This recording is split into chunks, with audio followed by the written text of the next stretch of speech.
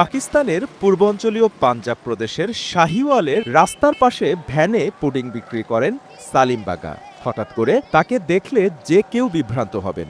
নবনির্বাচিত মার্কিন president Donald Trump কোত্থেকে এখানে এলো পুডিং বেচতে। তাকে দেখতে অনেকটা ট্রাম্পের মতো লাগে বলে তার ব্যবসাটাও ভালো। উৎসুক প্রচুর মানুষ তার ভ্রাম্যমাণ দোকানে পুডিং খেতে আসেন।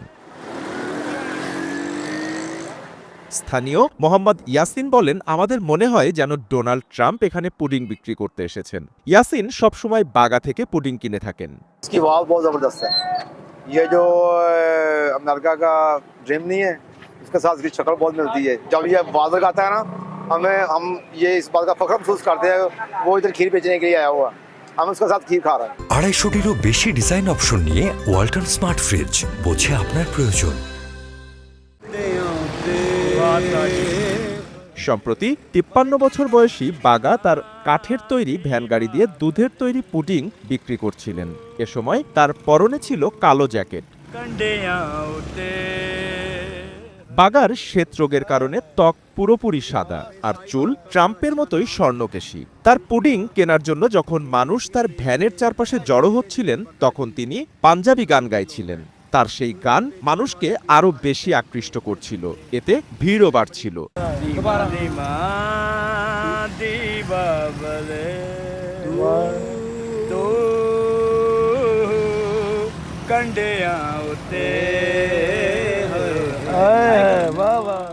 স্থানীয় বাসিন্দারা বলেন তার পুডিং সত্যি সুস্বাদু।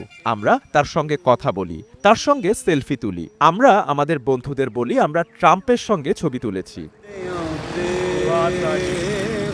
পাঞ্জাব প্রদেশের শাহিওয়াল বাজারে তার প্রতি মানুষের আগ্রহ এবং তার দিকে অসংখ্য ক্যামেরা তাক করা দেখে মাঝে মাঝে তিনি খুব অপ্রস্তুত হয়ে যান। এমনকি প্রতিবেশীরাও তাকে নিয়ে প্রায় মাতামাতি করে থাকেন। বাগা বলেন, ডোনাল্ড ট্রাম্পের সঙ্গে আমার চেহারার বিল রয়েছে, এ কারণে মানুষজন আমার সঙ্গে সেলফি তোলে। এটি আমার বেশ ভালো লাগে। अस्सलाम वालेकुम। রয়টার্সের সঙ্গে আলাপকালে বাগা ডোনাল্ড ট্রাম্পের উদ্দেশ্যে বলেন, আপনি নির্বাচনে জয়ী হয়েছেন, এখন এখানে সফরে আসুন আর আমার পুডিংয়ের স্বাদ নিন। আশা করি আপনি এই খাবার খেয়ে মজা পাবেন। डोनाल्ड ट्रंप साहब जित गए आके मेरी खीर खान अमेरिका चो ते फिर मजा आएगा। কাপ্পি খান, এসএটিভি ডিজিটাল। अखा थक गईयां तक तक रात सजना।